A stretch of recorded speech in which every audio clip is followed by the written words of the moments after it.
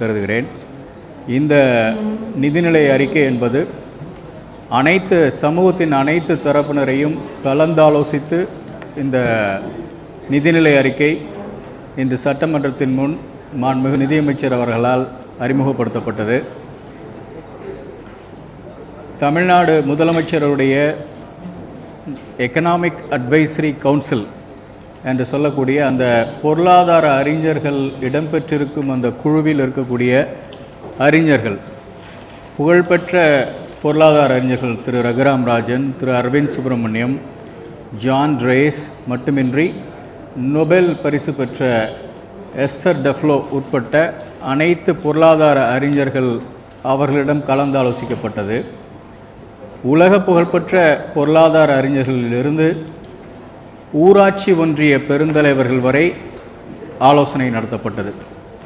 சம்பந்தப்பட்ட துறையினுடைய மாண்புமிகு அமைச்சர்கள், அதிகாரிகள், அவர்களிலிருந்து தன்னார்வ தொண்டு நிறுவனங்கள் வரை கருத்துக்கள் கேட்கப்பட்டன. சமூக ஊடகங்களில் வந்த ஒரு சிறு செய்தி கூட ஒரு அழகிய ஒரு திட்டமாக உருவாகி இருக்கிறது. அந்த வகையில் பரந்துபட்ட ஒரு ஆலோசனையை நடத்தி நிகழ்த்தி இந்த நிதிநிலை அறிக்கை தாக்கல் செய்யப்பட்டிருக்கிறது என்பதை முன்னோட்டமாக குறித்து இது குறித்தான இந்த நிதிநிலை அறிக்கை குறித்தான ஒரு சில செய்திகளை உங்களுடைய பார்வைக்கு முன்வைக்க விரும்புகிறேன். தமிழ்நாட்டினுடைய அந்த பரப்பும் மக்கள் தொகை குறித்து ஒரு சின்ன ஒரு இட்ஸ் அ பெர்ஸ்பெக்டிவ் ஐடியா. தமிழ்நாட்டினுடைய மக்கள் தொகை 2011 மக்கள் தொகை கணக்கெடுப்பின்படி சுமார் 7 கோடி, அநேகமாக இப்பொழுது 8 கோடியை தாண்டி இருக்கும். இது ஜெர்மனி நாட்டிற்கு நிகரான மக்கள் தொகை கொண்டது. பரப்பளவை பார்த்தால் கிரீஸ் நாட்டினுடைய பரப்பை ஒத்தது நம்முடைய தமிழ்நாட்டின் பரப்பு.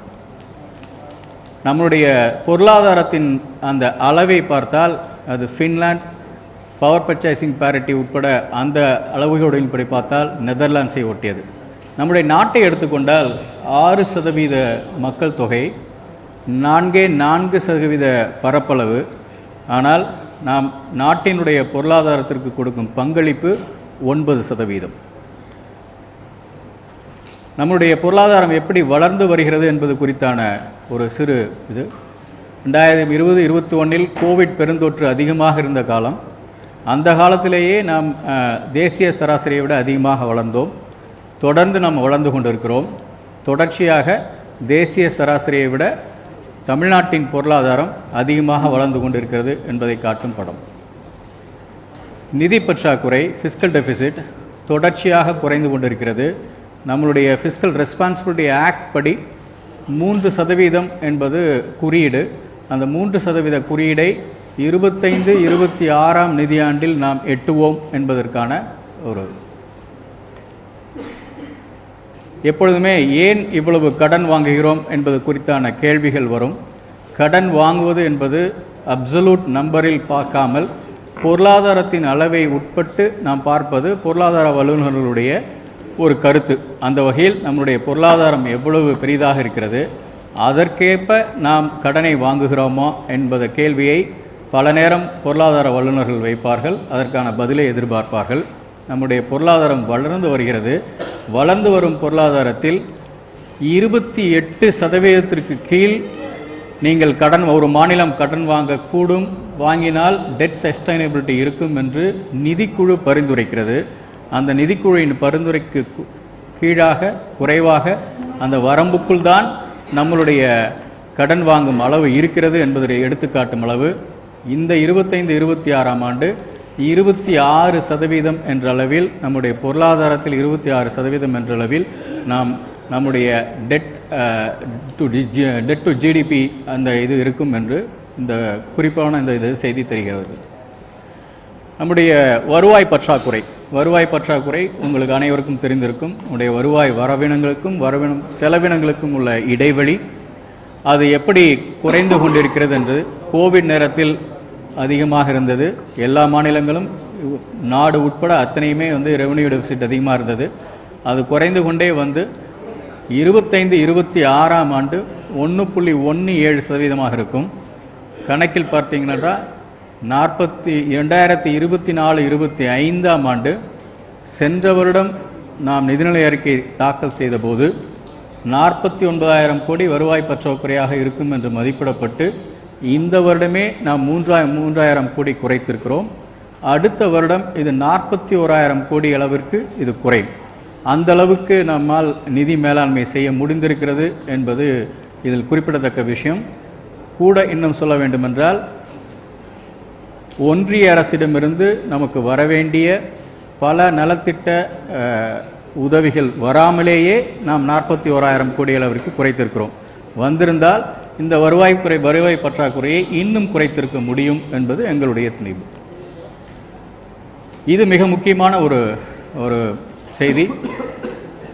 கேபிட்டல் எக்ஸ்பெண்டிச்சர் எதற்காக நாம் செலவிடுகிறோம், எந்த நலத்திட்டங்களுக்காகவா அல்லது குறிப்பாக கட்டமைப்பு வசதிகளுக்காக நாம் எவ்வளவு செலவிடுகிறோம் என்பதை பொருளாதார வல்லுநர்கள் தொடர்ச்சியாக கவனித்துக் கொண்டிருப்பார்கள்.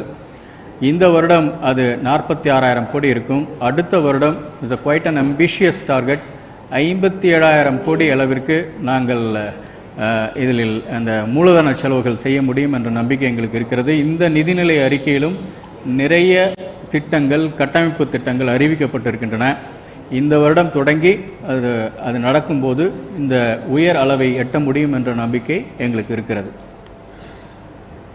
இது எப்படி நமக்கு வருகின்ற வருவாய் குறித்தானது, ஸ்டேட் ஓன் ரெவென்யூ சுமார் 75% நமக்கு நம்மளுடைய சொந்த வரி வருவாய், 24.7% நாம் ஒன்றிய அரசினுடைய வரி பகிர்வு அல்லது மானிய உதவிகள் என்று அவர்களிடம் பெற்றுக்கொண்டிருக்கிறோம். இதில் சில குறைவுகள் இருக்கின்றன என்பது நாம் அனைவரும் அறிவோம். இது ஒவ்வொரு ஆஸ்பெக்ட்லையும் இதில் ஜிஎஸ்டி அந்த போர்ஷன் நம்ம நல்லா பண்ணிகிட்ருக்கோம். கண்ட்ரியில் ஆவரேஜ் குரோத்தை விட நம்மளுடைய ஜிஎஸ்டி growth நல்லா இருக்கு. 22% நம்மளுடைய growth இருக்கு. It's one of the highest in the country. VAT குறைவாக இருக்கிறது. VAT petroleum and as well as liquor. Stamp டியூட்டியை பொறுத்த வரைக்கும் 14% நமக்கு growth இருக்கு. மோட்டார் வெஹிக்கிள் டாக்ஸஸ் நல்லா இருக்கு, 12.6%. மோட்டார் வெஹிக்கிள் டாக்ஸை பொறுத்த வரைக்கும் 3 விதமாக இருக்கும். 2 wheeler and as well as 4 wheeler and transport vehicle. அதில் டிரான்ஸ்போர்ட் வெஹிக்கிள் நல்ல growth இருக்குது, அரௌண்ட் 12% மேலே. 4 வீலர் பொறுத்த வரைக்கும் டிசம்பர் வரைக்கும் சற்று குறைவாக இருந்தது. ஆனால் ஜனவரி மாதம் 18% அது உயர்வை காண்பித்தது. அந்த உயர்வு தக்க வைத்துக் கொள்ள முடியுமா என்பது எங்களுக்கு பார்த்துட்ருக்கோம், தொடர்ச்சியாக கவனிச்சுட்ருக்கோம். motor vehicle taxes will fetch us better revenue.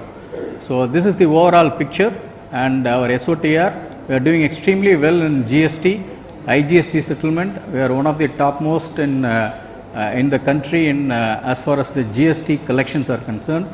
We have taken extra efforts in data analytics, and then as well as our tax administration is fully geared up to collect all the arrears, and as well as this one. The most critical aspect in GST என்ன சொல்லணும் அப்படின்னா, digital economy, digital services குறித்தான அந்த ஏரியாவில் இன்னும் கொஞ்சம் நாங்கள் கவனம் செலுத்தணும்னு நாங்கள் பார்த்துட்ருக்கோம். ஏன்னா அது கொஞ்சம் அதில் கிரே ஏரியாவாக இருக்குது. ஸோ அதனால் நிறைய பேமெண்ட் அக்ரிகேட்டர்ஸ்ட்டு நிறைய நாங்கள் டேட்டாஸ்லாம் வாங்கி அதில் நாங்கள் கவனம் செலுத்திட்டு இருக்கோம். ஸோ அதன் மூலமாக டிஜிட்டல் எக்கானமி, அதன் மூலமாக நமக்கு வரக்கூடிய வருவாய் வந்து கொண்டு இருக்கிறதா என்பது குறித்து நாங்கள் ஆழமாக பரிசீலித்து கொண்டிருக்கோம். ஜிஎஸ்டினுக்கும் நாங்கள் எழுதியிருக்கோம். நிறைய டேட்டா எக்ஸ்சேஞ்சஸ் நடந்துகிட்ருக்கு. Hopefully our officials will get us where we want to go. இப்போ முக்கியமான திட்டங்கள், அந்த திட்டங்கள் குறித்து அத்தனை செய்திகளும் சொல்லியிருக்கோம். இது தீம் பேஸ்டாக கொஞ்சம் we have just rearranged for your comfort level. மகளிர் நலன் மிக முக்கியமான ஒரு தீம். அதில் சொத்து பதிவு 10 லட்சம் வரை மதிப்புள்ள வீடு, மனை, விவசாய நிலம் உள்ளிட்ட அனைத்து அசையா சொத்துக்கள் பெண்கள் பேரில் பதிவு செய்தால் பத்திரப்பதிவு கட்டணம் 1% குறைக்கப்படும் என்று அறிவிக்கப்பட்டிருக்கிறது. அது பத்திரப்பதிவு நடந்து கொண்டிருக்கிற அந்த இதில் பார்த்தா ஒரு 75% 10 லட்சத்திற்கு குறைவாக அந்த பத்திரப்பதிவு நடந்துகிட்ருக்கு. அது இது பயன்படுத்துக்கு வாய்ப்புகள் இருக்குது. 1 லட்சம் மகளிரை அடுத்த 5 ஆண்டுகளில் தொழில் முனைவோராக்குவதற்கான முயற்சி. சுய உதவி குழுக்களுக்கான கடன் 37,000 கோடி என்று வங்கிக் கடன் நிர்ணயிக்கப்பட்டிருக்கிறது. வங்கிகள் மூலம் விடியல் பயணம், மகளிர் உரிமை தொகை, மகளிர் உரிமை தொகைக்கு 13,807 கோடி ரூபாய் ஒதுக்கப்பட்டிருக்கிறது. தகுதி வாய்ந்த பயனாளிகள் விடுபட்டு போயிருந்தால் அவர்கள் மீண்டும் விண்ணப்பிக்க அவர்களுக்கு ஒரு வாய்ப்பு வழங்கப்படும் என்று அறிவிக்கப்பட்டிருக்கிறது. அறிவிக்கப்பட்டு அவர்கள் புதிதாக சேர்க்கப்படும் பயனாளிகளுக்கு தேவையான கூடுதல் நிதியை உடனுக்குடன் நாங்கள் வழங்குவோம். அதே போல சென்னை, கோவை, மதுரையில் மாணவியர் விடுதிகள், புதுமை பெண் மற்ற திட்டங்களிலெல்லாம் பயன்பெற்று நகரங்களை நோக்கி நிறைய மாணவியர் தொலைதூர கிராமங்களிலிருந்து படிக்க வருகிறார்கள். அவர்களுக்கு மிகவும் பாதுகாப்பான தரமான மாணவியர் விடுதிகள் வேண்டும் என்பதற்காக 3 இடங்களில் ஒவ்வொரு இடத்திலும் 1000 மாணவியர் தங்கும் விதமாக நவீன வசதிகளுடன் வைஃபை முதல் கொண்டு சிசிடிவி முதற்கொண்டு அனைத்து வசதிகளுடன் மிக தரமான முறையில் தோழி மகளிர் பணிபுரியும் மகளிர் விடுதி பராமரிப்பு நிறுவனத்தினுடன் அவர்கள் பராமரிக்கப் போகும் இந்த விடுதிகள் நிச்சயமாக தொலைதூர கிராமங்கள், கடைக்கோடி கிராமங்களிலிருந்து வரும் பெண்களுக்கு, அவர்களுடைய பெற்றோர்களுக்கு மிக தைரியமாக அவருடைய குழந்தைகளை அனுப்பக்கூடிய அளவில் இந்த திட்டம் பயனளிக்கும் என்று நம்புகிறோம். 3 இடங்களில் செய்ய போகிறோம். காலை உணவு திட்டம் நாட்டிலேயே முதலாவதாக அறிமுகப்படுத்தப்பட்டு அடுத்தது அரசு பள்ளிகளுக்கு அறிமுகப்படுத்தப்பட்டு அதற்கு பின்னால் அரசு உதவி பெறும் கிராம பகுதியில் இருக்கும் பள்ளிகளுக்கு அறிமுகப்படுத்தப்பட்டு இப்பொழுது நகர்ப்புற பள்ளிகளுக்கும் விரிவுபடுத்தப்பட்டிருக்கிறது. ஏனெனில் திட்டக்குழுவினுடைய ஆய்விலிருந்து தெரிய வருவது என்னவென்றால், கிராம பகுதிகளில் இருக்கும் பெண்களை விட நகர பகுதியில் இருக்கும் தாய்மார்கள் அவருடைய குழந்தைகளை பள்ளிக்கு அனுப்பும் பொழுது அவர்கள் பல நேரங்களில் காலை உணவு உண்ணாமல் வருகின்றார்கள் என்ற ஒரு செய்தியில் அந்த ஆய்விலிருந்து தெரிய வருகிறது. அந்த தாய்மார்களுக்கு நிச்சயம் இது பலனளிக்கக்கூடியதாக இருக்கும். மிக முக்கியமான ஒன்று கடைசியாக இருக்கக்கூடியது கருப்பை வாய் புற்றுநோய், சர்விக்கல் கேன்சர். அதுக்காக அதை தடுப்பதற்கான ஒரு தடுப்பூசி திட்டம் 14 வயதுடைய அனைத்து பெண் குழந்தைகளுக்கும் அளிக்கக்கூடிய திட்டம். இது இந்த வருடம் இது தொடங்கப் போகிறது. படிப்படியாக அனைத்து பெண் குழந்தைகளுக்கும் இது அளிக்கப்படும். இதன் மூலம் இந்த நோயை அறவே தமிழ்நாட்டில் நீக்கக்கூடிய சூழல் உருவாகும். பள்ளிக்கல்வி நான் முதல்வன் கல்லூரி கனவு என்று நாம் அரசு பள்ளி மாணவர்களை சாதனையாளர்களாக மாற்றும் நோக்கத்தோடு அவர்கள் இந்தியாவின் நாட்டின் தலைசிறந்த கல்வி நிறுவனங்கள் ஐஐடி, தென் நேஷனல் லா யூனிவர்சிட்டி போன்ற அல்லது பல கல்வி நிறுவனங்கள், மிக முக்கியமான கல்வி நிறுவனங்களில் அவர்களுடைய சேர்க்கையை உறுதி செய்யும் வகையில் சில மாணவர்கள் வெளிநாட்டில் கல்வி உதவித்தொகை பெற்று பயிற்சி பயிலக்கூடிய சூழலை உருவாக்குவதற்கு ஏற்கனவே முயற்சிகள் எடுக்கப்பட்டிருக்கின்றன.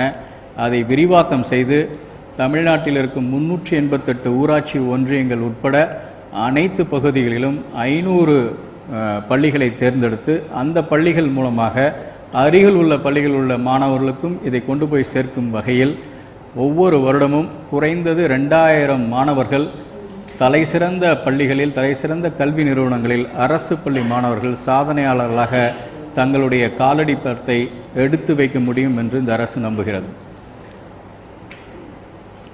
கணினி ஆய்வகங்கள், திறன்மிகு வகுப்பறைகள், பள்ளி மேம்பாட்டு திட்டத்திற்கான 1000 கோடி, இவை அனைத்துமே பள்ளி கல்விக்காக நாம் யோசிக்கக்கூடிய திட்டங்கள்.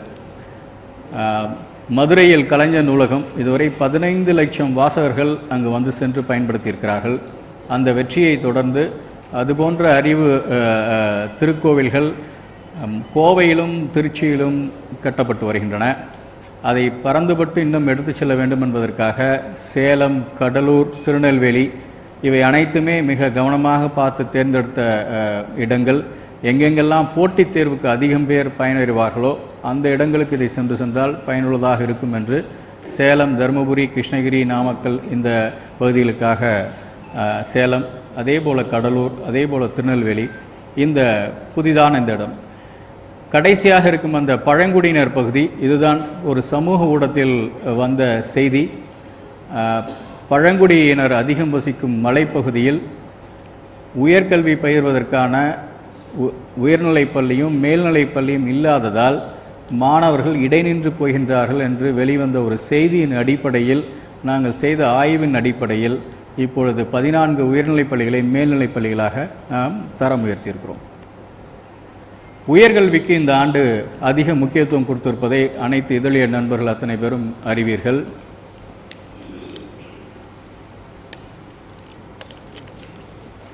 அண்ணா பல்கலைக்கழகத்தை முதன்மையான பல்கலைக்கழகமாக மாற்றுவதற்கான முயற்சி. அண்ணா பல்கலைக்கழகம் தற்பொழுது QS வேர்ல்ட் ரேங்கிங்கில் அந்த தர வரிசையில் 383வது இடத்தில் இருக்கின்றது. அடுத்த 5 ஆண்டுகளில் இது 150 இடத்திற்குள் வர வேண்டும் என்பது எங்களுடைய இலக்கு. அதே போல முதல் 20 இடங்களில் இந்தியாவில் இருக்கிறது. முதல் 10 இடங்களுக்குள் அது அடுத்த 5 ஆண்டுகளுக்கு வர வேண்டும். அதற்கான 500 கோடி, அந்த 500 கோடியில் அரசு பங்களிக்கும், பல்கலைக்கழகத்தின் மானிய நிதி இருக்கும். அதே போல முன்னாள் மாணவர்கள் அதில் பங்களிப்பார்கள். அதே போல தொழில்துறை நிறுவனங்கள் வந்து பங்களிக்கும். அண்ணா பல்கலைக்கழகத்தை முன்னணி பல்கலைக்கழகமாக மாற்றுவது அரசினுடைய குறிக்கோள். அதே போல அரசு பல்கலைக்கழகங்களுக்கு நாம் தொகுப்பு நிதியாக உயர்த்தி வைத்திருக்கிறோம் 700 கோடி. அரசு பல்கலைக்கழகத்தினுடைய தரம் உயர்த்தல் என்றால் அவர்களுடைய from curriculum development to examination reforms to all kinds of educational, academic, pedagogical aspects. We would like to have one fund with performance linked aspects so that we will improve the quality of higher education in the state. முதல்வர் படைப்பகம் is a co-working space we are looking at. 30 இடங்கள் அனைத்து மாநகராட்சிகளிலும். இங்கு ஃப்ரீலான்சிங்கிலிருந்து பல பேர் யார் வேண்டுமானாலும் போய் தங்களுடைய பணிகளை தொடரலாம். ஸ்டார்ட் அப் நிறைய பேர் அங்கே போய் பார்க்கலாம். அந்த இதுக்கானது தொழில் ஆராய்ச்சி மற்றும் புத்தாக்க நிதிகளுக்கு முக்கியமாக அரசு பொறியியல் கல்லூரிகள், அதே போல் பாலிடெக்னிக் காலேஜில் நிறைய modern courses we are going to start. From artificial intelligence to data analytics to drone design, a lot of courses are being planned for it. அதே போல் புதிய கல்லூரிகள் நிறைய தொடக்கிறோம். 10 அரசு கலைக்கல்லூரிகள், அறிவியல் கல்லூரிகள், அதே போல் ITIs, construction welfare board and as well as other aspects. முக்கியமாக ஏற்கனவே இருக்கக்கூடிய அரசு கலைக்கல்லூரியில் இருக்கக்கூடிய மொத்த சேர்க்கைக்கான இடங்கள் சுமார் 1,05,000. அந்த கல்லூரிகளில் நிறைய பேர் விண்ணப்பிக்கிறார்கள். ஆனால் இடம் குறைவாக இருப்பதால் பலருக்கும் கொடுக்க முடியவில்லை. அதற்காக கூடுதல் இடங்கள் அறிவிக்கப்பட்டிருக்கின்றன. சுமார் 15,000 இடங்கள் அரசு கலை மற்றும் அறிவியல் கல்லூரிகளில் கிடைக்கும். 1,00,000 மாணவர்களுக்கான கல்வி கடன் வங்கிகள் வழங்கும். நான் ஏற்கனவே சொன்னது போல சென்னையில் ஒரு மிகச்சிறந்த அறிவியல் மையம், grand science centre will be set up in Chennai in association with Singapore science centre. இது சென்னையில் அமையும். அதே போல் மிக முக்கியமான ஒரு அம்சம், தமிழ் புதல்வன் குறித்து இங்கே பேசியிருக்கிறோம். புதுமை பெண் போல அடிப்படை அறிவியல், basic science and mathematics Tamil சமூகத்தில் இன்று மிக முக்கியமான ஒரு சிக்கலாக கல்வியாளர்கள் கருதுவது என்னவென்றால், தமிழ் சமூகத்தின் மாணவர்கள், பெற்றோர்கள் அனைவருமே தொழில்நுட்ப படிப்புகளை நோக்கி சென்று கொண்டிருப்பதால், பொறியியல், மருத்துவம் என்று சென்று கொண்டிருப்பதால் அடிப்படை அறிவியல் மற்றும் கணிதத்தில் நல்ல கல்லூரிகள் இல்லை, அமைப்புகள் இல்லை. அங்கு போவதற்கு யாரும் விருப்பப்படவில்லை. ஆகவே மிக முக்கியமான இந்த அம்சத்தை நாம் ஏதாவது செய்ய வேண்டும் என்பது யோசித்து பார்த்தபொழுதுதான் இந்த பேசிக் சயின்ஸ் அண்ட் மேத்தமெட்டிக்கல் இது we will associate with the best institutions in the country like Indian Institute of Science, Bangalore, TIFR. இது போன்ற மிகச்சிறந்த ஆய்வு நிறுவனங்களுடன், கல்வி நிறுவனங்களுடன் இணைந்து அந்த சென்னை மற்றும் கோவையில் அந்த கல்வி நிறுவனங்கள், ஆய்வு நிறுவனங்கள் அமைக்கப்படும். இது ஒரு முக்கியமான இது. தொழில் வளர்ச்சிக்காக இன்று பல திட்டங்கள் அறிவிக்கப்பட்டிருக்கின்றன. We are giving lot of push to industrial development, starting from semiconductor இன்று மிக மிக முக்கியமான துறை. அநேகமாக வரும் நாட்களில் செமிகண்டக்டர் உற்பத்தியில் எந்த நாடு முன்னிலை வைக்கிறதோ அது வல்லரசாக வல்லரசாக திகழும் என்று பலரும் அதை கணிக்கின்றார்கள். அதற்காகத்தான் அத்தனை நாடுகளுமே அதற்காக முயற்சி செய்து கொண்டிருக்கின்றன. அந்த போட்டியில், அந்த ஆரோக்கியமான போட்டியில் தமிழ்நாடும் இணைந்திட வேண்டும். இந்தியாவில் சிறந்த செமிகண்டக்டர் நிறுவனங்கள் நிறுவப்பட வேண்டும் என்பதற்காக செமிகண்டக்டர் மிஷன் 500 கோடி ரூபாய் மதிப்பீட்டில் அறிவிக்கப்பட்டிருக்கிறது. We are looking for major investments in semiconductors. Semiconductors spectrum is too large, from design to foundry to testing, assembly and packaging. It's a too larger spectrum. We have picked up few important shades in that, and including power electronics. We tied up with Industries Department, tied up with specific strategic investors.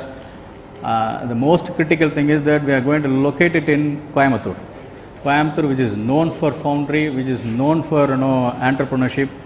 We would like to change the landscape of Coimbatore by introducing the semiconductor mission. அதுபோல புதிய நிறைய தொழிற்பூங்காக்கள் வரப்போகின்றன. நான் leather footwear, அது அதிக அளவு வேலைவாய்ப்புகளை தரக்கூடிய அந்த துறை.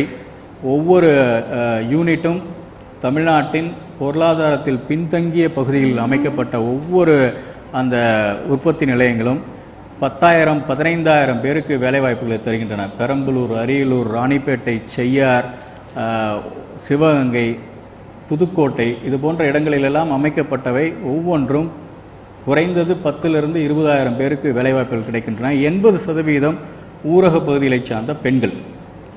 ஆகவே இந்த துறைக்கு நாங்கள் அதிக முக்கியத்துவம் கொடுத்திருக்கிறோம். இந்த வருடம் அறிவிப்பு கடலூரிலும் மேலூரிலும் தலா 10,000 பேருக்கு வேலைவாய்ப்பு கொடுக்கக்கூடிய இந்த தொழிற்பூங்காக்கள் அமைக்கப்படும். Manmade fibre and technical textile park going to be at Thoothukudi.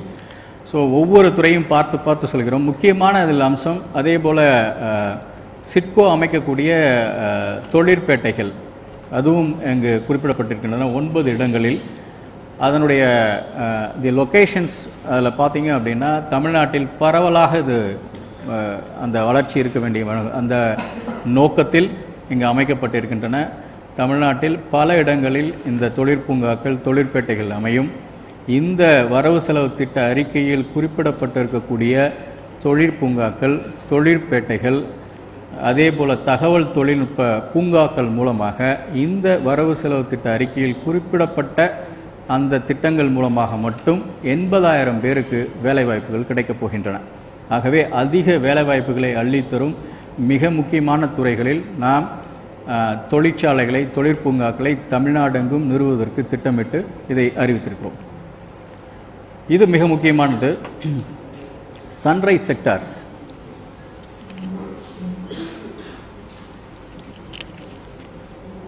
எப்பொழுதுமே தொழில்துறையில் நாம் தொடர்ந்து முன்னணியில் இருக்க வேண்டும் என்றால் அடுத்து எந்த துறையில் அதிக வளர்ச்சி என்பதை கணித்து அதில் நாம் முன்னதாகவே நாம் முதலீடு செய்ய வேண்டும் என்பது மிக மிக முக்கியமானது. அதற்கான ஒரு சூழலையும் உண்டாக்க வேண்டிய ஒரு அம்சம் இருக்கிறது. செமிகண்டக்டர் துறையில் நாம் முன்னேற வேண்டும் என்றால் தொழிற்பூங்காக்களை அறிவிப்பது மட்டுமல்ல, அதற்கேற்ப நாம் தொழிலாளர்களை தயார் செய்ய வேண்டும். Advanced VLSI technologies courses to be introduced in all our universities, and then only the ecosystem will be vibrant and then ready to absorb the industrial ecosystem. அந்த வகையில் செமிகண்டக்டர் மிக முக்கியமானது. Ship building is an emerging area, and we have got very good response from specific response from South Korea and as well as Japan. Cuddalore, Thoothukudi மாவட்டங்களில் மிக விரைவில் இந்த தொழிற்சாலைகள் அமையும். அதற்கான பேச்சுவார்த்தைகள் நடந்து கொண்டிருக்கின்றன.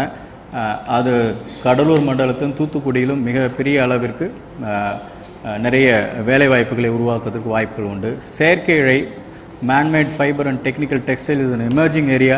We would like to have those kind of things also. Even in power looms, we are going for the modernization.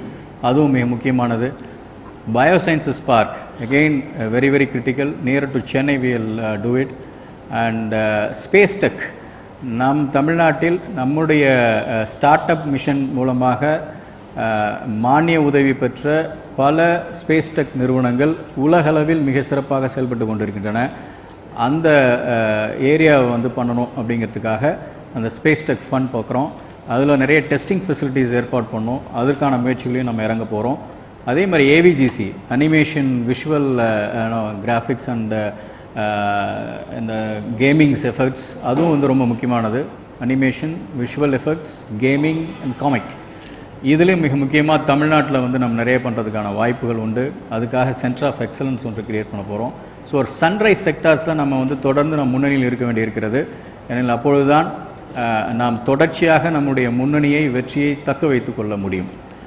தேங்கி விடாமல் நம்முடைய வளர்ச்சியை தொடர்ந்து எடுத்துக்கொண்டு செல்ல வேண்டும் என்றால் நாம் தொடர்ச்சியாக நாம் அதை முன்னெடுக்க வேண்டும். These are all the areas we found that Tamil Nadu has to have a greater presence.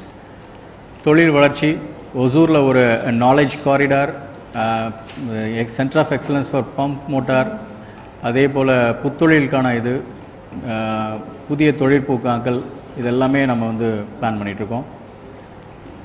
Transport பார்க்குறப்ப ராமேஸ்வரம் ஒரு வருடத்திற்கு 2 லட்சம் மேற்பட்ட உள்நாட்டு பயணிகள் வந்து செல்லும் ராமேஸ்வரத்திற்காக ஒரு புதிய விமான நிலையம் ராமேஸ்வரத்திற்கு அருகே. மெட்ரோ ரயில் திட்டங்கள் உங்களுக்கு தெரிந்திருக்கும்.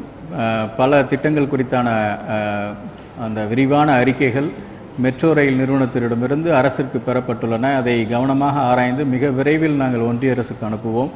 அது மட்டுமல்லாமல் இன்னும் நிறைய வழித்தடங்கள் நீட்டிக்கப்பட வேண்டும். அது குறித்தும் நாங்கள் பார்த்து கொண்டிருக்கிறோம். மதுரை, கோவையை பொறுத்தவரை ஏற்கனவே ஒன்றிய அரசுக்கு அனுப்பி அவருடைய பரிசீலனையில் இருக்கிறது.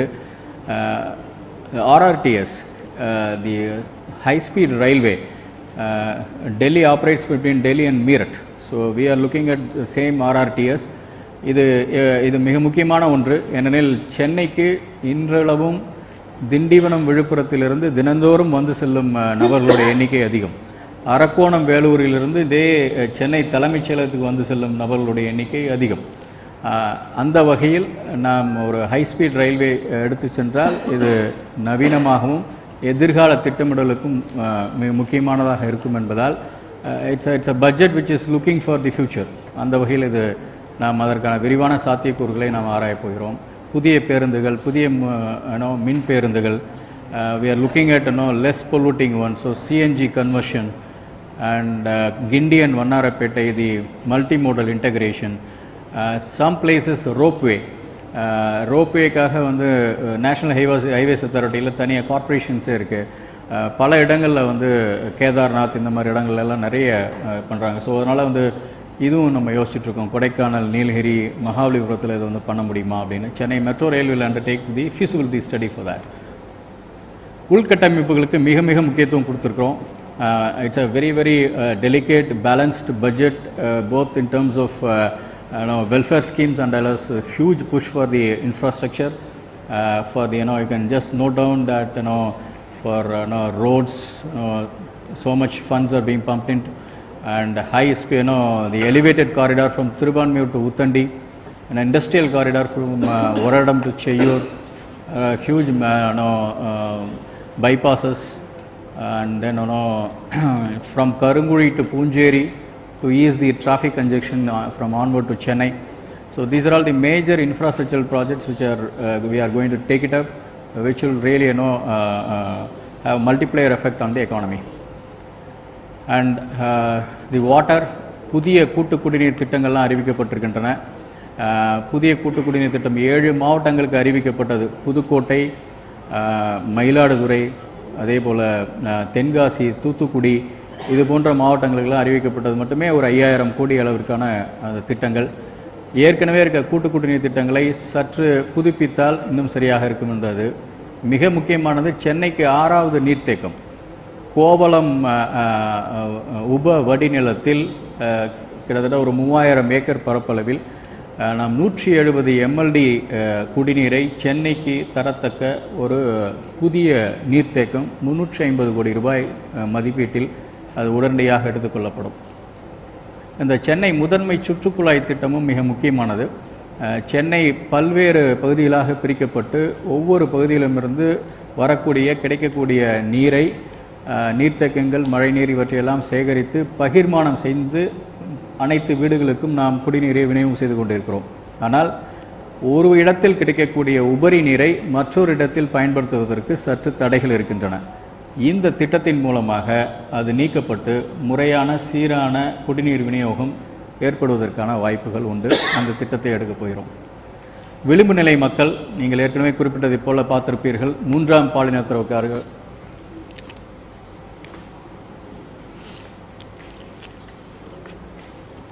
அவர்களுக்கான நடவடிக்கைகள், அவர்கள் ஊர்காவல் படையில் நியமித்து அவர்களை டிராஃபிக் அசிஸ்டன்ட் என்று சொல்லக்கூடிய வகையில் பயன்படுத்துவதற்கான ஒரு முன்னோடி முயற்சி.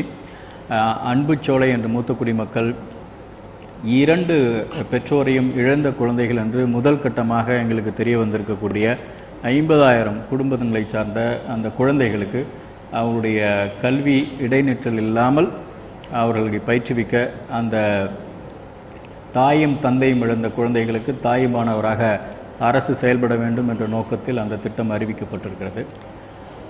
தொழிலாளர் நலன், அதே போல் கிக் ஒர்க்கர்ஸ் வெல்ஃபேர் போர்டு, அது தற்சார்பு தொழிலாளர் நல வாரியம், அவர்களுடைய நிறைய சிக்கல்களை எல்லாம் தீர்க்கும் பொருட்டு அவர்களுக்கு விபத்து காப்பீடு, அவர்களுக்கு புதிய வாகனங்கள் வாங்குவதற்கு அவர்களுக்கு மானியம், மின் வாகனம், இருசக்கர மின் வாகனம் வாங்குவதற்கு அது குறித்தும் இங்கு கொடுக்கப்பட்டிருக்கிறது. காலநிலை மாற்றம் குறித்து we are going very big on BESS, the battery storage, which is going to make really a huge impact on our this year alone we may go for 4,000 megawatt hour. Already one tender has been floated, and the next few things, few more will come now. Similarly, the pumped hydro storage, we identified 2 places to the tune of around 1,800 megawatt and 1,100 megawatt, around 11,000 something crores kind of thing. And of course, we are very sensitive towards environmental aspects. There is going to be a sanctuary of great flamingo at Dhanushkodi, and a biodiversity park at Chengam, and raptors, வேட்டை பறவைகளுடைய ஆராய்ச்சி மையம், and blue flag certification for some beaches. அரசு ஊழியர்கள் 40,000 அரசு ஊழியர்கள் பணியிடங்கள் இந்த வருடமே நிரப்பப்படும். அந்த அரசு ஊழியர்களுக்கு அவர்கள் வங்கிகள் மூலம் அவர்களுடைய எங்கெங்கெல்லாம் அவர்கள் சம்பள கணக்கை வைத்திருக்கிறார்களோ அந்த வங்கிகள் மூலம் அவர்கள் விபத்தில் இறந்தால் 1 கோடி ரூபாய் அவர்களுக்கு விபத்து காப்பீடு. எங்களுடைய புள்ளி விவரங்கள் சொல்வதெல்லாம் 9 லட்சத்துக்கும் மேற்பட்ட அரசு ஊழியர்கள் இருக்கிறார்கள். வருடத்திற்கு 200 முதல் 250 அரசு ஊழியர்கள் விபத்தில் இறந்து போகிறார்கள். சுமார் 2000 அரசு ஊழியர்கள் இயற்கையாக மரணம் அவர்களுக்கு ஏற்படுகிறது. அந்த 200லிருந்து 250 விபத்தில் மரணமடையும் அந்த குடும்பங்களுக்கு 1 கோடி ரூபாய் இனிமேல் வரும் ஏப்ரல் மாதத்திலிருந்து கிடைக்கும். வங்கிகளோடு புரிந்துணர்வு ஒப்பந்தத்தை அரசு மேற்கொள்ளும். அந்த குடும்பத்தில் திருமண வயதில் பெண்கள் இருந்தால் அவர்களுக்கு உதவி, அவர்களுக்கு அந்த குடும்பத்தில், அந்த அரசு ஊழியரின் குடும்பத்தில் உயர்கல்வி படிக்கக்கூடிய அளவிற்கு பெண்கள் குழந்தைகள் இருந்தால் அதற்கும் உதவி என்று பல சலுகைகளை அளிப்பதற்காக வங்கிகள் முன்வந்திருக்கின்றன. அவர்கள் வாங்கக்கூடிய தனிநபர் கடன்கள், அதற்கும் வட்டி சலுகைகள் அனைத்தும். ஈட்டிய விடுப்பு சரணளிக்கும் அந்த திட்டம் மீண்டும் அறிமுகப்படுத்தப்பட இருக்கின்றது. 2026 ஏப்ரல் 1ஆம் தேதி முதல் அவர்கள் சரண் செய்து பணப்பலன் கிடைக்கும் அளவிற்கான உரிய அரசாணைகள் விரைவில் பிறப்பிக்கப்படும். These are all the points. We have identified 2-3 places. So அந்த place வந்து பார்க்குறப்ப வந்து connectivity important, to the central business district. அந்த ஆங்கிளில் பார்த்துட்டு முடிவு பண்ணுவோம். விரைவில் அது அறிவிக்கப்படும். ஆமாம், நான் ஏற்கனவே சொன்ன மாதிரி செமிகண்டக்டர் அந்த ஸ்பெக்ட்ரம் வந்து பார்த்தீங்க அப்படின்னா, ஒன்று டிசைன், ரெண்டாவது வந்து ஃபவுண்டரி ஃபேப்ரிகேஷன், தென் வந்து testing, quality control, assembly, and packaging. ஒரு செமிகண்டக்டர் சிப் வந்து தயாரித்து பயன்பாட்டுக்கு வர்றதுக்குள்ள பல நாடுகளுக்கு அது போயிட்டு வரும் டெஸ்டிங்காக. So testing facility is very very critical. So பல பேர் நாங்கள் இப்போ ஐஐடி டைரக்டர் உட்பட நிறைய எக்ஸ்பர்ட்ஸ் எல்லாம் டிஸ்கஸ் பண்ணப்போ இந்த என்டையர் ஸ்பெக்ட்ரத்தில் நம்ம தமிழ்நாடு எதை கான்சென்ட்ரேட் பண்ணணும் அப்படின்னு அவங்களுடைய அட்வைஸ் வாங்கி வி ஆர் ப்ரொசீடிங். ஸோ பல பேர் வந்து ஃபவுண்டரி ஆங்கிளில் போகிறாங்க, huge capital intensive one. So why not go for testing, packaging and then designing, which will have huge opportunities for our high-end jobs. So with their advice we are proceeding, and we have the industries department have already finalized strategic tie-up kind of things. So we are very hopeful that we will win this move.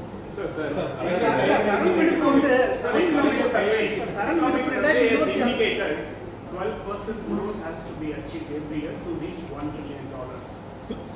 In a normal business scenario, how do you see that? Would you be able to achieve that? In case if you are planning that, what kind of focus you are? I mean, specific sectors? See, 1 trillion, agreed. 1 trillion economy is an ambitious target. You and me will agree on that, okay? And for achieving that, you are well aware that Tamil Nadu economy is equally aligned with national trend as well as international trend. Tirupur, which was lying low for the past 1 or 2 years, thanks to the Bangladesh related one, it's picking up. But we have to keep watch on international trade relations. We need to check up every day what's happening in US. As far as textiles is concerned, the reciprocal kind of duty structure is not very great, 9 to 10 point something, so we are safe, but not in the case of automobile. So the growth of any state or any economy is being dictated by global trends. We are growing at a higher rate, at a better rate than the national average, which is a welcome sign. But at the same time, I think since you asked, I think we should concentrate on emerging sector and as well as high labor intensive projects, and we should keep pace with the changes. That's why I'm saying semiconductors, man-made fiber, power looms, and then these kind of things, and GCCs in IT. These are all the areas we have identified that we should really concentrate to trigger our economy. Yeah.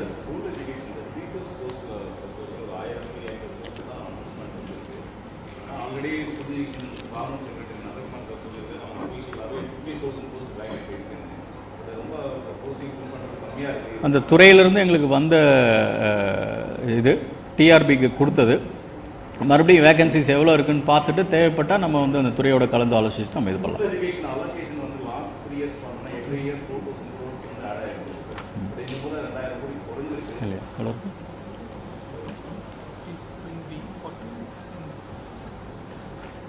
BE 24-25 போன வருஷம் account 23-24 வந்து 39,000 crores, BE 24-25 வந்து 44,000 crores, இந்த வருஷம் 46,766 crores.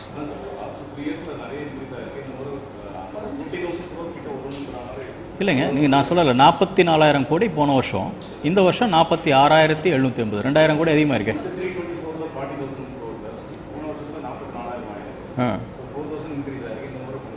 வந்துட்டுருக்கோம். அதில் accounts பார்த்தீங்கன்னா போன தடவை 23-24 ப்ரொஜெக்ட் பண்ணுறதுக்கும் ஃபைனல் அக்கௌண்ட்ஸுக்கும் டிஃப்ரென்ஸ் இருக்கும். 23-24 அக்கௌண்ட்ஸ் பார்த்தீங்கன்னா 39,000 crore தான்.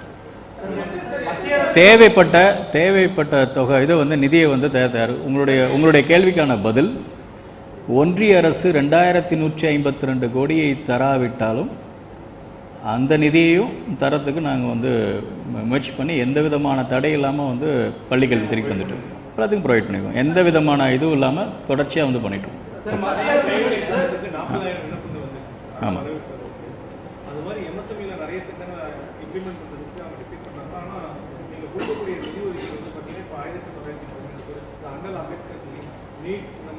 அண்ணல் அம்பேத்கருக்கு நம்ம இப்போ அமௌண்ட் இன்க்ரீஸ் பண்ணியிருக்கோம். அதே போல் வந்து கலைஞர் கைவினை திட்டம் நம்ம பண்ணிவிட்டு நிறைய அப்ளிகேஷன் வந்திருக்கு. அதனுடைய இது வந்து ஃபஸ்ட் ரவுண்டு வந்து இப்போ அப்ளிகேஷன் ப்ராசஸ் பண்ணிவிட்டு வெகு விரைவில் அந்த ஸ்கீம் லான்ச் பண்ணப்படும். அவங்களுக்கு எவ்வளவு தேவையோ அதுக்கான இது வந்து நிதி வந்து கொடுக்குறதுக்கு தயாராக இருக்கும்.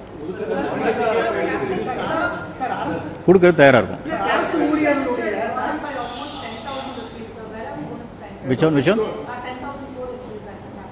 Where are you going to spend, sir? For the development or for the welfare schemes? Where is the Which one? Capital. capital expenditure? Capital expenditure, that's what I'm saying. This year we have taken major projects. Major projects we are going to now spend. Starting from, what is that? CRIDP highways, and then major water supply schemes. Around 5,000 crore water supply schemes we have taken. Combined water supply schemes. Then the WRD. Again 2,000 crore, the new scheme has been launched, that is one. And then CMRL, again we will pump in. Say for example for the